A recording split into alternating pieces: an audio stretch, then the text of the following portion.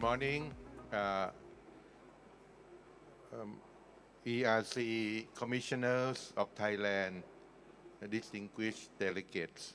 First of all, I'm very honored to be invited to chair this session at this ERC Forum 2022, focusing on renewable energy and energy transition. This session two is under the theme International Outlook for Energy Transition in the United States of America, Europe, and Japan. It will highlight on the decarbonization progress in the energy sector, innovation, disruptive technology, opportunity and challenges, and best practices pertaining to clean energy in each continent, and also what's after the COP28 in Abu Dhabi last year. I have with me very distinguished panelists, and they have their own distinguished career in their own fields. So in the interest of time, I won't dwell into their resume very long. So just want to introduce all three of them at once. First is Mr. Balaji MK, Director of Advanced Energy System of USAID Southeast Asia on Smart Power Program from the United States, USA. He's a chemical engineer by background and with an MBA, and he had worked for USAID for a long time, focusing on Southeast Asia. The next panelist is Mr. Sasha Opova, Energy Project Director of GIZ from Germany, GIZ in Thailand. Mr. Sasha has a professional career working in this renewable and energy efficiency matters, and he's now a project director on the CASE program of GIZ. CASE stands for Clean, Affordable, and Secure Energy for Southeast Asia. And next, we have online from METI, Japan, Mr. Hideyuki Umeda, Director for International Policy on Carbon Neutrality, International Affairs Divisions, ENRI of METI. Also, very distinguished career. So the format of this second session of today, we have about 1 hour until noon. So I will first have 2 rounds of presentation by each speaker, starting with Mr. Balaji. You will each have 15 minutes to present on this decarbonization and energy transition effort in the US, Europe, and Japan. And then I will have a second round of 5 minutes for Q&A from the audience, and also if any of you want to have a rejoinder or any comment on each of the presentation. Without further ado, can I ask Mr. Balaji to make a presentation? He's a familiar face. I still recall chairing the session last year by ERC. He was there also. Thank you. Thank you. Sawadee Krap. Clicker. Yeah. While we get the presentation up on stage, it's really an honor to be back on stage here at the ERC Forum representing USAID. The program that I work on is called the Southeast Asia Smart Power Program. It's a 5-year program, and we are exactly halfway through it. The goals of the program is to support the deployment of 2 gigawatts of advanced energy systems, mobilizing $2 billion in financing, and supporting the regional power trade and increasing it by 5% from where it is right now. And we do this through several regional partnerships, such as the Japan-US Mekong Power Partnership, and also work very closely with the ASEAN Center for Energy based out of Jakarta. Our program is based here in Bangkok, so we continue to work very closely with several Thai counterparts here too.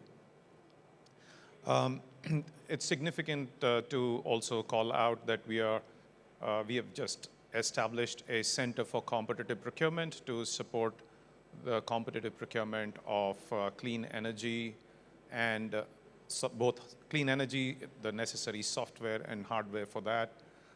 This center is a center of excellence that would provide support to stakeholders in the region. We would be reaching out to several of you to help us support build this center. Today, I'm going to present on the US power market, especially what has happened in the last 1 year and what we are kind of looking at going forward. So I'll cover quickly on the demand side. The US market continues to look positive on the demand side, though 2023 saw a slight dip between 2023 and 2024 because of a milder winter. But overall, the projections are really healthy, looking to grow the market 3x times in the next couple of decades.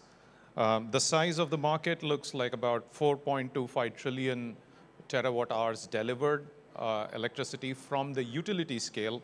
And what's interesting to note is that US has also started calling out what's the delivery from small scale solar PV. And that's being accounted for separately for various reasons you will see later on. So about 51.51 billion kilowatt hours were delivered from small scale solar projects. Key drivers, obviously, no surprises. EVs are a key driver. The growth of EVs is spurred by the investment, the IIJA as they call it, and the IRA, which is the Inflation Reduction Act. These two acts have a significant support for EVs and EV infrastructure. So that's projected to continue to drive a lot of growth. So the transportation sector is a big one.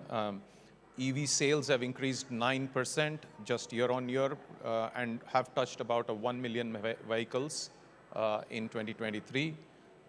There are several models which are now price parity with gasoline cars, so that switching is quite an easy option for many people. The next key area where we are seeing a lot of growth is the building sector. There are two segments. The residential sector is poised for a substantial growth with switchover from oil heating systems to electric heating systems such as heat pumps and water heaters. This is again spurred by commitment from several states who have provided incentives to residences to switch over to electrically heated or heat pumps. So there are about 25 governors who have committed to 20 million heat pumps by 2030, which is about 4% of the population. And about 125 cities have already started encouraging this transition. The IRA, the Investment Reduction Act, provides almost $8.8 billion tax incentives for this. The other big area on the building side is data centers. This has been also pointed out in the earlier sessions. Data centers typically consume 10 to 50 times the amount of electricity as a standard office building. Data centers resulted about 2% of the total electricity sales last year, and is projected to grow at a minimum of 12% year on year. So that's a big area of growth. So building has both the residential and the commercial side growing up. On the industrial side, obviously, huge focus on decarbonization is driving the demand, plus a switch over to electric heating, especially for several low temperature processes. That's another driver. Decarbonization in general across several sectors is pulling the demand up for renewables. So about 29 jurisdictions have mandatory RPS standards.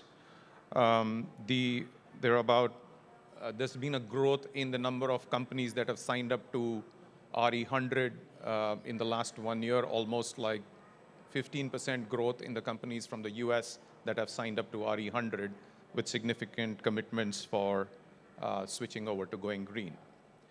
On the supply side, of course, the total installed capacity is in the range of about 120 gigawatts, um, with about 39 of that being, and plus another 39 gigawatts of small cells solar. So as I said, we started counting and calling that out separately.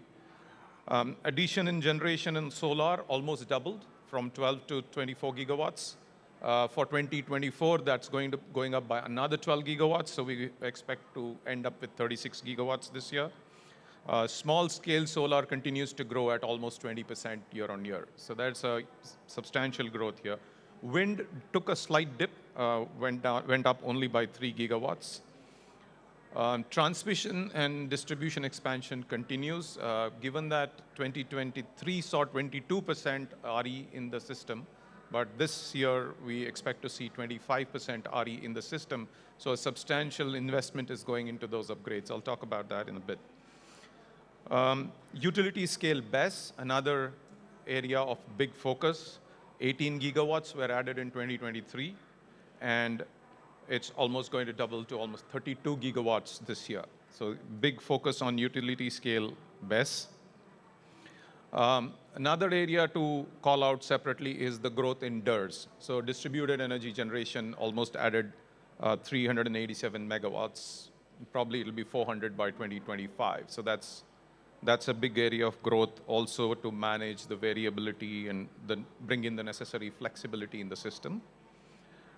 Virtual power plants, again, is a huge area of growth and focus. Looking at the projections could be anywhere between 80 to 150 gigawatts by 2030. So there's a big push by the Department of Energy on virtual power plants. All this has also got to do with significant investment and emphasis on demand-side planning, where advanced digital tools are being used for demand-side planning. And the planning horizon is also kind of becoming longer. So the demand-side planning is also kind of becoming quite important. On the renewables side, in addition to whatever is happening in solar and wind and BESS, two other technologies are kind of being brought back on the radar screen. One is geothermal. So there is an emphasis back on geothermal. Currently, US has about 0.4% of the utilities scale projects which are geothermal. Target is to make that 6% by 2035. This should be spurred by a significant amount of focus being done on reduction of the total costs. So the Department of Energy has a program called the ERC initiative, which should look at a substantial reduction in the capex for geothermal. RNG, which is not new to Thailand, renewable natural gas, it is basically biogas, which is minus the CO2, which is here in Thailand for a number of years. There's again a renewed focus. US basically was using about 0.5% of the transportation gas, which was RNG, but now there is a renewed focus on using that even in the power sector. The number of projects jumped up from about 230 2 years back to almost 400 now, and the pipeline of projects has also tripled to almost 500 projects in the pipeline.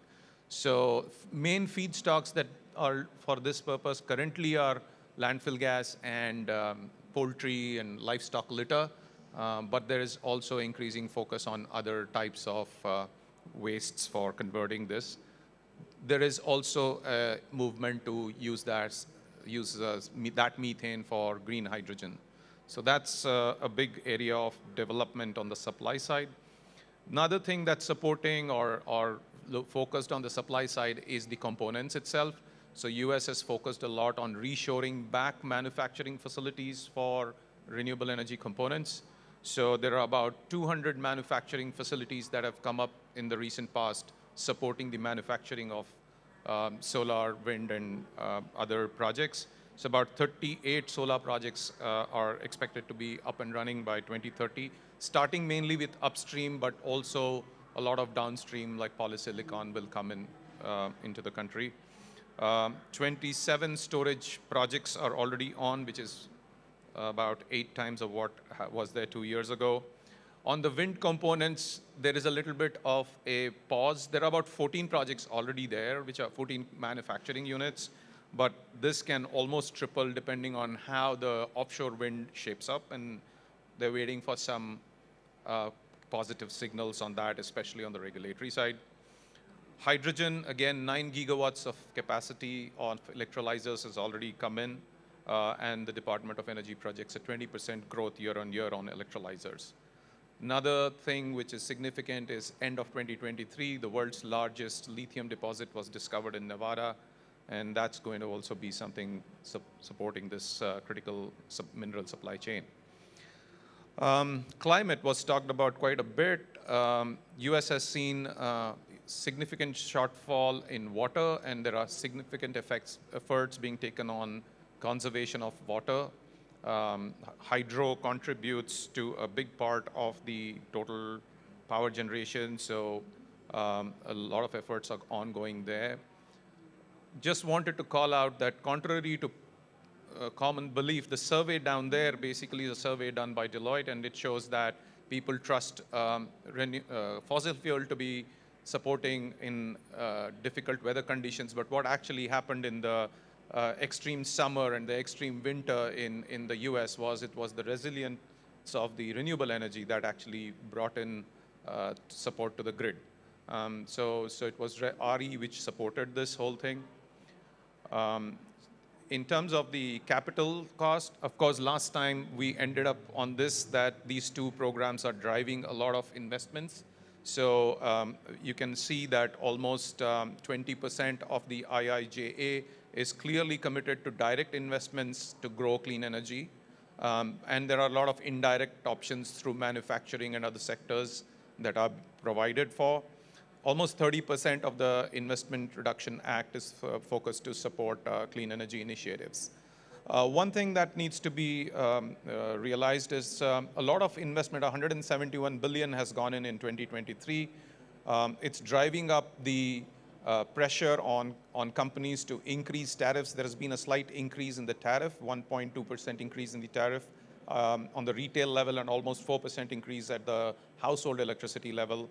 So the utilities and investors are getting smart and more creative in kind of divesting non-core or non-regulated assets just to generate cheaper capital, becoming more creative with their business models and the like. So there is a lot of activity and creativity going on the capital side to reduce the cost of capital. Interest rates went up or continue to remain high.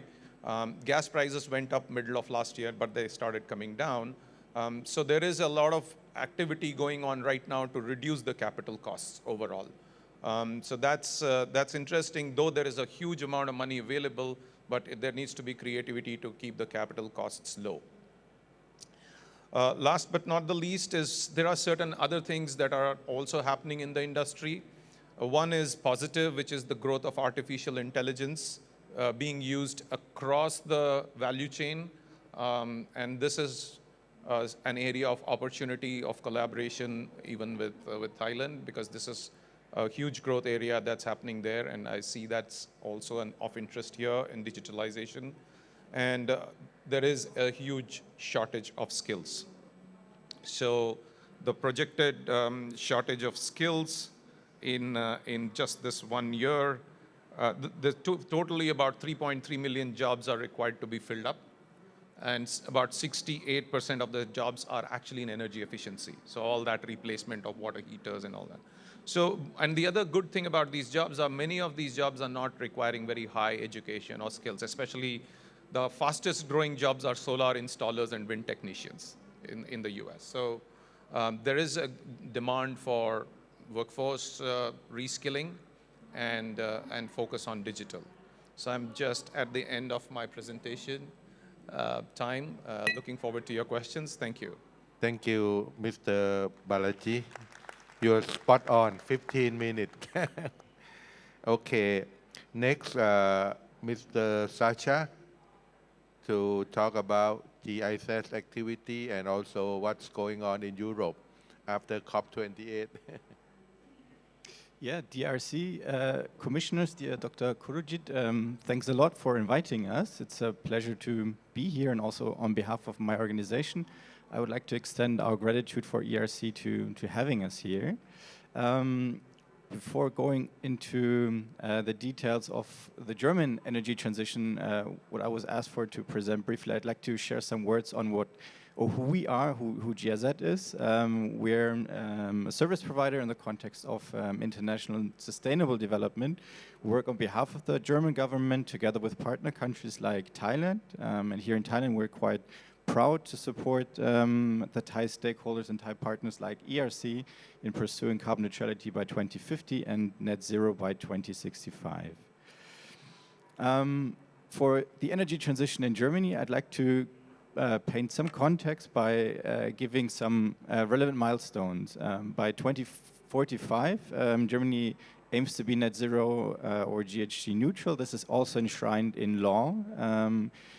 By 2038, we aim to be phased out of coal. Also, this is enshrined or promulgated in a law. I put in brackets that actually there are initiatives to bring this further forward, to have it done ideally by 2030 or around that time, but this is not, there's no legal framework for that. By 2035, electricity generation is supposed to be largely climate neutral, so by 2030, 80% is to be done by renewables, but by 2035, largely climate neutral. And around 2030, the idea is to not have any natural gas left in the system, but rather have this shifted to hydrogen. And last year, we actually phased out of nuclear. And I want to focus my input on the power sector in Germany by also sharing a story. So the last nuclear power plant went offline, went off from the grid in April 23. And since then, or in the light of this development, there were some critical voices and concerns that this might lead to an increase or a compensation in coal. Also concerns that this might increase GHG emissions, but actually the opposite was the case. So the generation from coal actually reduced to the lowest levels in 60 years. Just 2 months ago, we decommissioned another 7 lignite power plants, and the GHG emissions actually in energy or electricity generation were reduced by 10% and it did not increase. Also, the spot market price actually was lower than it was before the energy crisis or the Russian war on Ukraine. So also fears of sort of going non-nuclear, reducing the electricity generation from nuclear was not, or did not manifest, but actually had positive effects, if you will. Having a closer look on each of these generation sources, nuclear was, or there was a clear plan for how to phase out nuclear. In 2010, there was a law, or Germany promulgated a law to have decommissioned the last power plant by 24. Then Fukushima happened 1 year later, which then raised again concerns in the German government. So they actually put the last phase out further forward to have the last one decommissioned a year earlier. But this means there was a law in 2010 with a clear timeline of 14 years to have decommissioned the last nuclear power plant. For coal, it's a similar scenario. So as I mentioned before, in 2038, by law, Germany will need to have phased out coal. There was a commission, an expert commission requested by the German government in 2018 to come up with a timeline, with a roadmap for how this could look like. And then in 2020, there was the law on coal, or exiting from coal.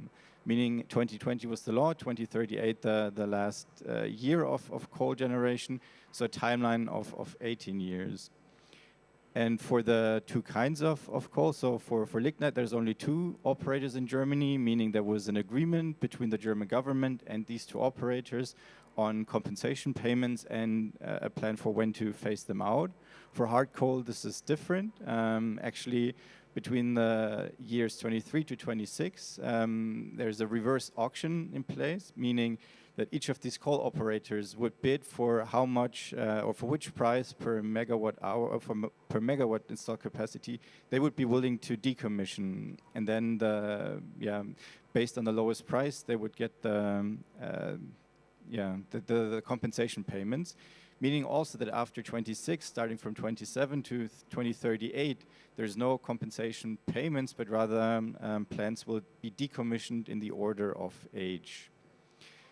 For gas, that's currently in discussion or also not yet fixed, but the idea is to have all the new gas power plants going online that need to be H2 ready, meaning they need to be developed, commissioned, and built in a way that they can then by 2030 to 2035 be upgraded to only run on hydrogen.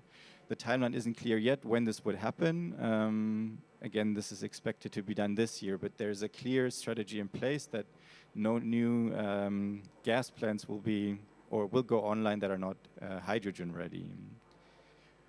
For renewables, as you see here, last year it was the first time that renewables contributed to more than half of all the electricity generation.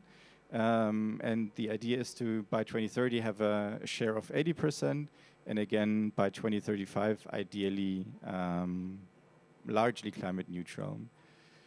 There's clear capacity targets per source of renewables. So as you see in the beginning, starting from 2000, actually a lot of the generation came from wind. That's still the case, but since the potential for wind isn't, it's not the same as for solar, as the potential is way higher. There are different targets, and to have 15 gigawatts installed by 2030 for solar, and for wind, both offshore and onshore, around 140 gigawatt. To give you an example for supporting mechanisms, here the example is solar for large-scale systems larger than 1 megawatt. There are auctions that take place regularly where the government would only pay the market premium. For smaller systems lower than 1 megawatt, actually the government would pay then the market premium if sort of it exceeds the ceiling. Otherwise, the operator, the developers would need to take the risk because they would only receive this market premium as indicated. And feed-in tariffs are only eligible for installed systems lower than 100 kilowatt. A quick excursion on the power market. So in Europe, the power market is integrated, at least for the futures market, the day ahead, and the intraday market. The balancing reserve or capacity reserves, this is still taking place at national level, but there are initiatives, or this is discussed at EU level, to also integrate this further. And to finalize or to finish on an outlook, basically there's a paradigm shift from focusing or relying on baseload to flexibility. This comes with similar challenges that also Balaji mentioned, but that's also the same case for many other countries. Of course, it requires expanding the grid. In Germany, a lot of the renewables potential is in the north, whereas the south is where most of the industry is located. So it requires a lot of transmission expansion from the north to the south to actually make this happening. There are issues also in terms of, or concerns for financing, how to get this done. But also there's quite some red tape still required, and the government is currently also considering how to cut some of these permitting and licensing issues to make this quicker. This year, Germany is expecting to finalize the power plant strategy. This would then include how many gigawatts of gas plant would be needed, as I mentioned before, to have this hydrogen-ready gas plants. The idea is to use these then for flexibility. So if by 2030, 80% would come from renewables, that then gas plants would be used to cover the residual load only. in this context also, as there's no capacity mechanism or market in Germany, that would be coupled then together. So ideally by 2028, there would be a capacity market to ensure that there's reimbursements for these gas plants that would take care of the residual load. Batteries and storage is, of course, also an issue, and there are investments made, and also hydrogen as another mechanism for flexibility. So in Germany, a lot of the hydrogen would need to come from imports, as there's not enough domestic potential. So Germany is building a hydrogen backbone throughout Germany that would be then also connected to the European grid to interconnect and also make use of our partners or our neighboring countries and partners there. And finally, there's a draft right now on a carbon management strategy that would then outline what is eligible to be used for CCUS and what would be excluded and not eligible to be used for CCUS. Right now, the idea is to only use CCUS for hard-to-abate sectors, but not necessarily to also make this available for electricity generation. And with that, I'd like to give the 4 minutes left of my presentation to you, Dr. Kurijit, in case there's any questions. Thank you. Thank you very much, Mr. Sacha.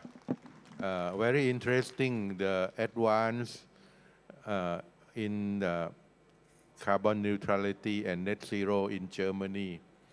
I still remember in my mind back some 2014, the ratio of coal in the German electricity sector is about almost 40%. Now it's 25%.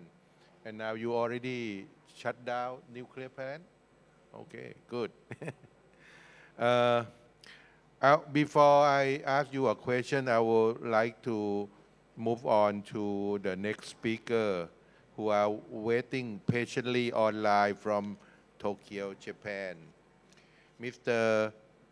Hideyuki Umeda, Director of International Policy on Carbon Neutrality, International Affairs Division of ANRIA from METI. Welcome, Mr. Umeda. The floor is yours.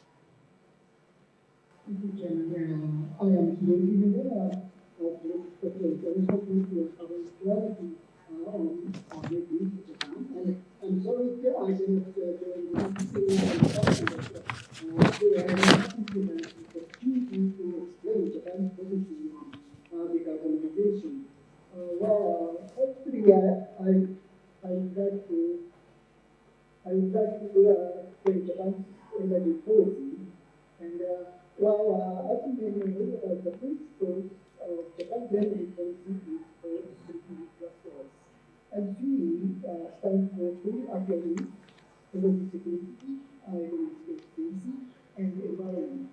We believe that these three must be achieved simultaneously, and this means that energy security and economic efficiency can be sacrificed for the sake of environmental protection and vice versa. And also, in for safety and based on the experience of Fukushima nuclear power plant accident, we say that safety assurance is more important than anything else. And this is the picture of Japan's electricity mix in 2030 as indicated in 6 strategic areas. Japan's energy policy is committed to the goal of achieving this electricity mix. First of all, we are committed to reducing power consumption through energy conservation. Second, we aim to make renewable energy primary resource and to introduce it in direct mainstream. Also, studying nuclear power plants is an important issue.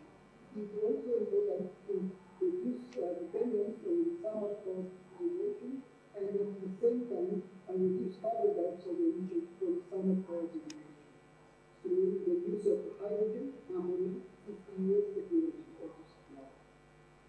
And it is important to realize innovation and social implementation of innovative technologies in order to not only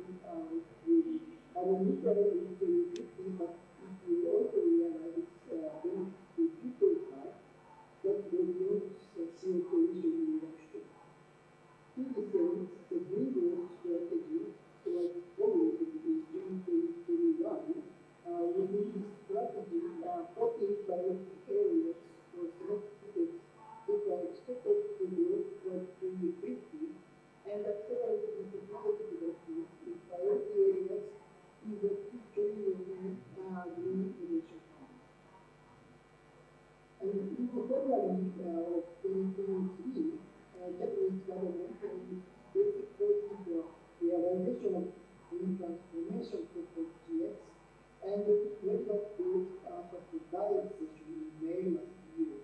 Based on this goal, we have set a goal of public and private investment more than 100 billion, equivalent to $1 billion over the next 10 years to achieve carbon neutrality by 2050. In order to promote this GX investment, a global carbon pricing will be involved and make it as soon as possible.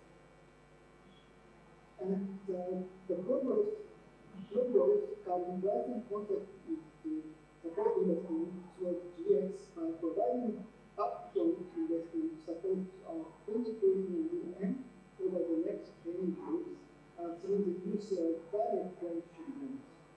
This 20 trillion yen upfront investment support aims to attract 150 trillion yen in public and private investment over 10 years.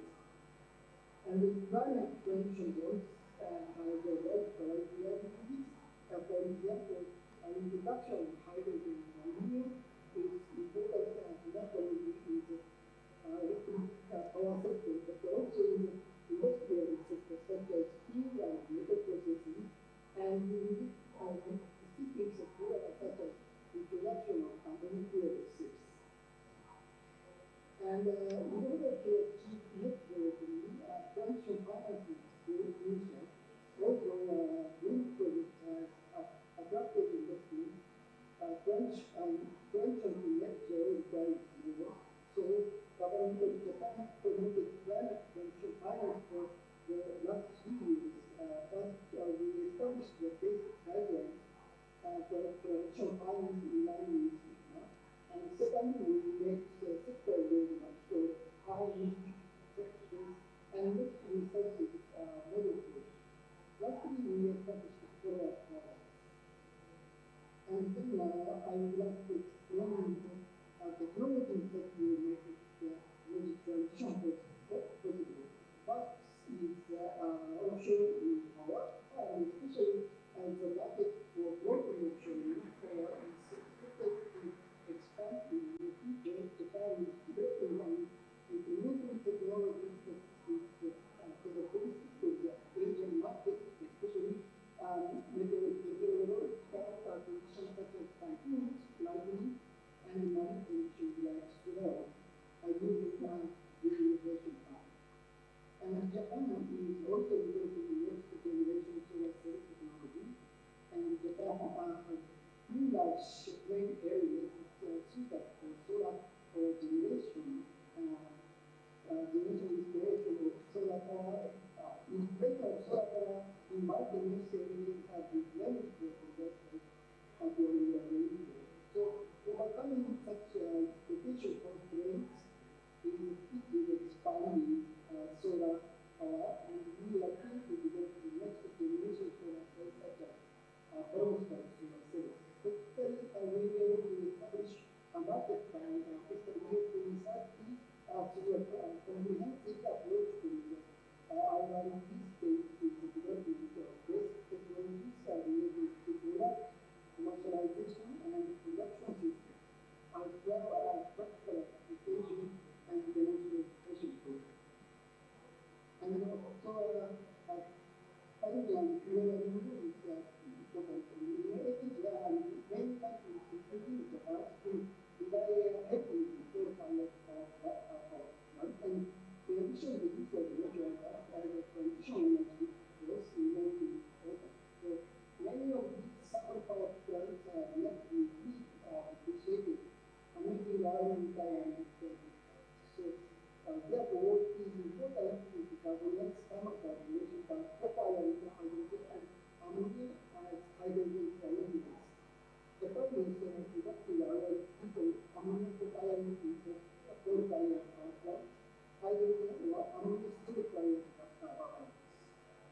And it is also important to decarbonize the industry. So everyone will look to decarbonize industry that brings large amounts of CO2 like steel.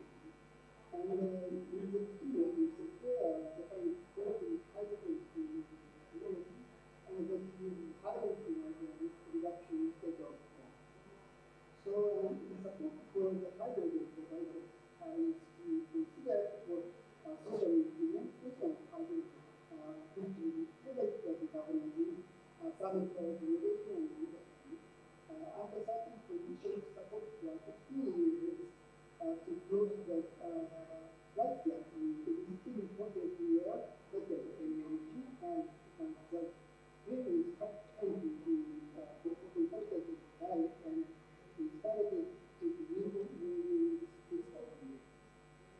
And CCS is also important. Several CCS projects was selected as urban CCS program projects with middle-class characteristics with the goal of starting with operation by ERC and state labs project and achieving overwhelming reduction. The Congo shows the know-how gained from this project with other similarly HICCS network. And in addition to CCS, we are also developing technologies for CCU and carbon recycling.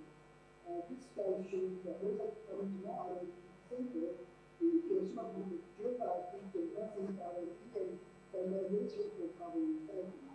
The center will set as a showcase for variety of carbon recycling technology, and it will back evidence of innovations in this center.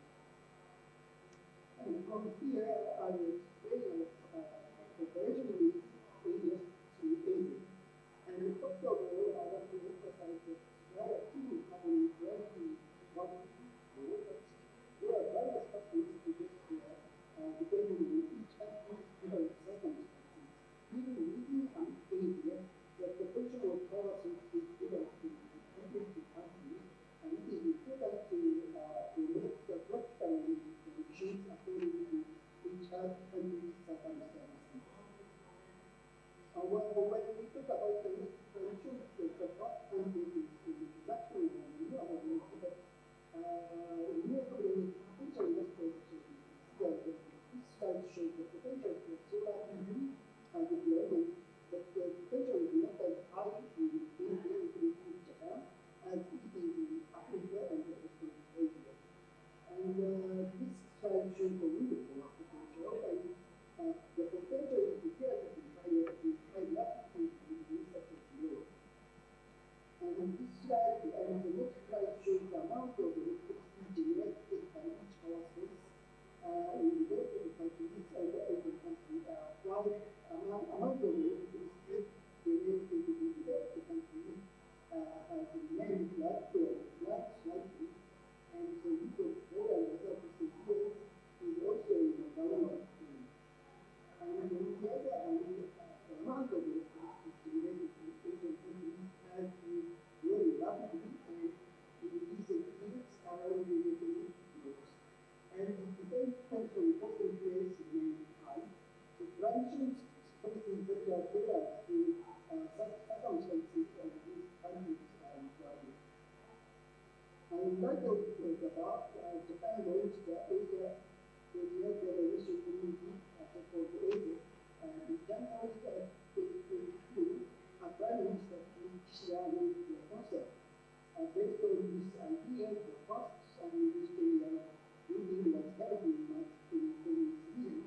A joint statement was described as the ministerial meeting that includes the following three principles, one is promoting cooperation to ensure energy security and capability. Second, transitions in a manner compatible with economic growth in each country. And third, develops and realistic pathways according to each country's circumstances, utilizing diverse energy sources and technologies. And also, in December 2023, the first day of the meeting was held back to back with Japan and special period meeting. So this meeting, all the principles were shared and agreed to establish and agreed to establish and make the initial effort for the conflict. Also, ASEAN back to government and to area agreed to launch area project facility, the public-private cooperation. In addition, there was 350 cooperation projects for Hawaii in progress. This slide shows the key points of the area project.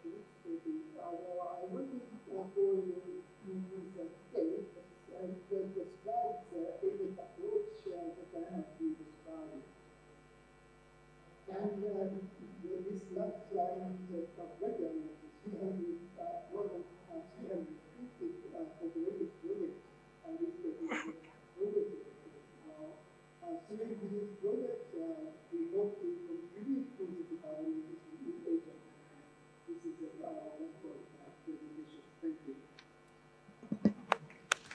Thank you very much, Mr. Umeda. Very information-packed presentation. Now I will turn to the second round, but perhaps starting in reverse order. I'll start with Mr. Umeda first, because the memory is still fresh. Uh, Thank you, Mr. Umeda, for your presentation on Japanese decarbonization effort. And I'm also glad to see my Prime Minister joining ASEC, Asia Zero Emission Community Declaration last year in December. Uh, I don't know the detail, but we are still far from that. uh, I'm interested in some of your presentation. You mentioned the green growth strategy on the 14 sectors.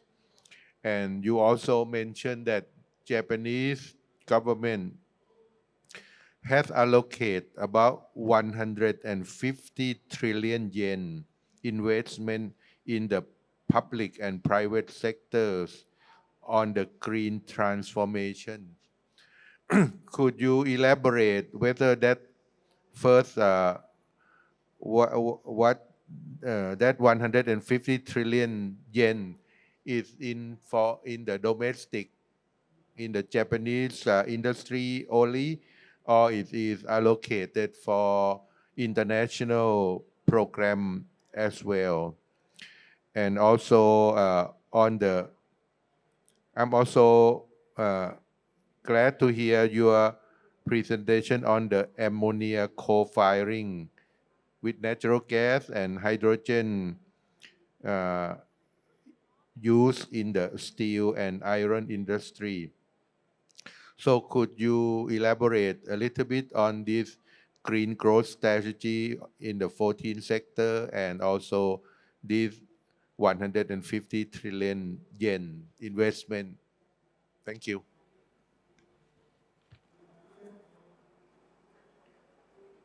Yeah.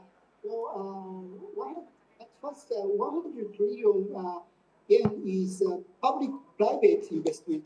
So that is not limited to government subsidies. It's a public-private community for the green transformation. And it is not limited to the domestic. And maybe Japanese companies and foreign companies cooperating with the decarbonization, such as introducing importing hydrogen from abroad. Maybe they can use they can use such green transformation. Yes, so it's not limited to the domestic. So if I'm a Thai company operating power plant or waste management with Japanese partner, can I apply for some of this money from? It's case by case. So, if you want to, the Thai company want to use such support, please consult with Japanese companies. Okay. And what about the hydrogen initiative by in Japan? How how how much progress have you made, and how do you see this coming to replace natural gas? It's depending on the market. So it's not clear, but we promote the introduction of hydrogen. So we we support the price gap between production of fossil fuels and hydrogen. Okay. Any of the audience want to pose a question to Mr. Umeda? Any? No, not yet. Sorry, I have excuse me, I have another point. So I have to be now. Okay. Thank you very much for this opportunity. Thank you very much, Mr. Umeda. Can we give a round of applause for Mr. Umeda? We'll try to send a souvenir to you in Japan, okay? Next, would return to our in-house audience now. Mr. Sacha from GIZ. Very interesting progress in Germany. To me, it's very ambitious. I don't know whether Thailand can follow you that fast, you know. But what about your GIZ program in ASEAN and in Thailand in particular? How do you see what would be something in Germany that can be adapted in Thailand and or in other ASEAN country? And I noticed a big difference in approach between Japan and Germany. In that Japan, in one of the Mr. Umeda slide, they show that in order to achieve carbon neutrality, they have to increase nuclear power generation from the current 6 or 7% to almost 23%. Whereas in Germany, you shut it down completely. So, uh, are you worried that in Germany, because of this energy mix, you will have less reliability and perhaps higher electricity price than the other European country?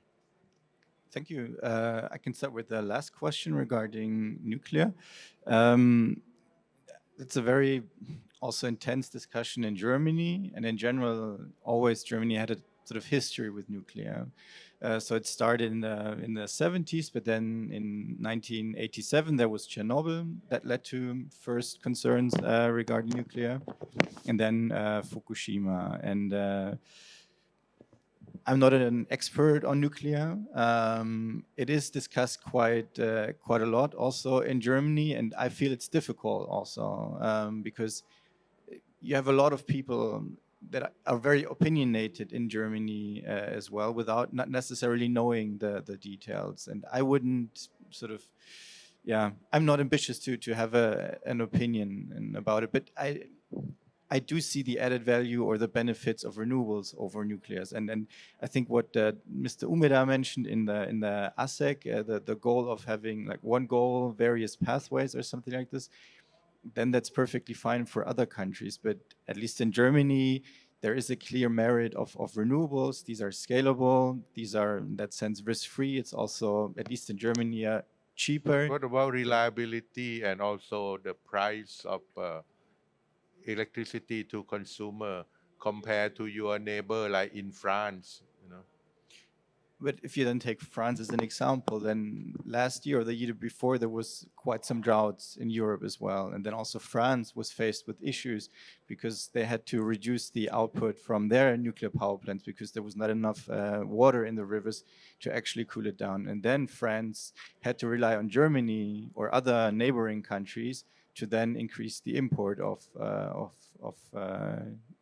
electricity. So in that sense, there's also issues with nuclear. And again, if France also is pursuing this, then that's their agenda. But at least in Germany, yeah. And I think it did help also to be firm, to have a law in place that would then set out a target that 15 years after that, the last power plant has to be decommissioned. What about your program in Thailand? What comment can you put into that Thailand is doing versus Vietnam or Indonesia? Yeah, I mean, we have quite a diverse portfolio of energy projects here in Thailand supporting the Thai government. There's one project supporting ERC also when it comes to the sandbox scheme or trying peer-to-peer trading of electricity. There's other project like CASE that you mentioned that I have the pleasure of being the project director of. We're working mainly with EPO on long-term energy scenario planning, but also recently we worked together with PTIT on gas outlook. And to see how this would then factor into the carbon neutrality target of Thailand. So if you go ahead with a larger share of gas in the system, how would you need to then compensate through CCUS, for example, versus a scenario where you would rely less on gas, but then increase the share of renewables? So this is the kind of support that GIZ is providing also with partners. And I do think that you cannot necessarily copy and paste what Germany did to Thailand. And I don't think it's a race where sort of you're behind or Germany's ahead. There's also a lot of challenges in Germany that we are facing right now with the energy transition. And these are challenges that are very different from yours. So in that sense, I do not think sort of we can copy paste, but maybe there's some things that you could take away from our faults, from things that we didn't necessarily do perfectly fine in the first place, but that you could then, learn from a benefit in that sense. I'm glad to hear you say that Thailand doesn't have to copy everything German do. Okay. Any question from the audience? เชิญครับคุณวิไลพร Thank you. Vilaypal Liukusem-san, former Energy Commissioner. May I have a question to Mr. Chacha or Provo? I saw that your energy transitional plan or strategy very clear-cut, and I understand that the operation will be very clear and transparent as well. You mentioned of a transition from natural gas to hydro in 2023, which is already passed, right? So I just want to know that what will be the role of the private sector and the government sector on that transitional, because it's a vice versa of Thailand case. For Thailand case, we from hydro to transition from hydro to natural gas, with the impact on our electricity price in our life today. So that is one question. The second question that you said that you will subsidize, nuclear have already stopped. But I understand that now most of some European countries have thinking or have a plan on the semi-nuclear. I don't know that what is a GTZ thinking about this. Will it be reality and then can be replace some other renewable? Thank you. Thank you very much for your questions. Maybe I was too quick before in my presentation. 2023 was the year when nuclear was phased out, and the time when Germany would want to shift from natural gas to hydrogen would be between 2030 and 2035. And one of the key responsibilities of the government there is actually to be very firm on this timeline, so that developers and also gas plant operators would actually know how much they would need to then invest in these hydrogen-ready power plants. Actually, as I mentioned before, right now they are finalizing the power plant strategy. And in this power plant strategy, they would outline how much capacity would be needed of these hydrogen-ready gas plants. And the idea is to have, or to tender this then in auctions. So these power plants would be run by private companies. And the idea is to have around 10 gigawatt of these hydrogen-ready power plants. But yeah, one responsibility of the government is to set the right signals so that these investors can plan accordingly. Another responsibility is to make sure that the hydrogen infrastructure is there and also the hydrogen supply. So unfortunately, Germany is not that blessed when it comes to our domestic resources for hydrogen. So making sure that then there's the contracts or also a European system in place for how to get enough hydrogen then also from partners, also outside of Europe to Germany. That's another responsibility, I would say, for the government. And the second question, Semi-nuclear. yeah, I can make this short. I don't know. I'm not an expert on SMRs. In Europe right now, there is sort of an energy culture divide. There are some countries, around half of the 27 European countries, are actually in favor and would like to promote and push for nuclear. Then there's the other half in Europe that's actually more focusing on renewable and build out of renewables, but rather pushing for a phase out. And Germany is part of the second half of these countries. You mentioned that the role of the government is to send the right direction. What do you mean by? Can you elaborate on that? Just as a policy declaration, or what kind of direction? Exactly. Yeah. So if I mean, it's clear that the electricity system of Germany will run on renewables by around 2035, meaning there will be less and less investments in gas. So if then we would need these hydrogen-ready gas plants to take care of the residual load, to make sure there is enough flexibility, then also have a reliable energy system or power system, then the government needs to ensure to outline by when how much capacity would be needed and how much of the support would be available, so that there are investors to then can plan accordingly. So we make sure that by 2030 we would have these power plants. So this year the government would need to make a firm also confirmation to these investors. Okay. I think maybe we can ask GTC help Thailand to transition from natural gas to hydrogen as you work now. Thank you, Kun Vilaiporn. I time my session. I start at 11 o'clock because of the late coffee break. So I still have 5 minutes more. Last speaker on the second round is Mr. Balaji from USAID. You present quite a comprehensive view on the progress in the United States of America, starting with demand and supply of electricity and focusing on buildings, transportation, and also industrial use. And also you mentioned that data center require a lot of electricity, and by that it implies that it will come from RE, correct? Okay. And you mentioned the growing RE 100 club in the United States, and also a new phrase, RNG, which is actually biogas in Thailand, But basically in US, I think the supply of renewable energy are focusing on four main area: the solar power, energy storage, wind power, and clean hydrogen. Is that correct? Okay. And also you mentioned the need for artificial intelligence to incorporate into this energy transition and reskilling of workforce. I want to ask you whether you have any more comment before I ask you my question. Okay, because I already asked you of the script already, but Yeah, you have anything to add?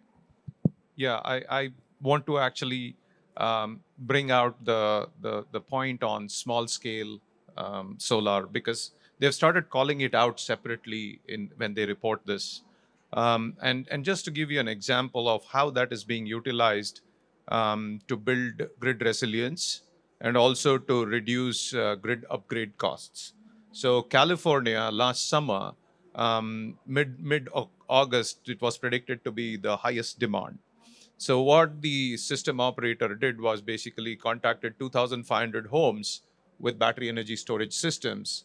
They quickly configured an AI-based algorithm to draw upon 16.5 megawatts of peak demand by combining the electrons from these small-scale storage systems.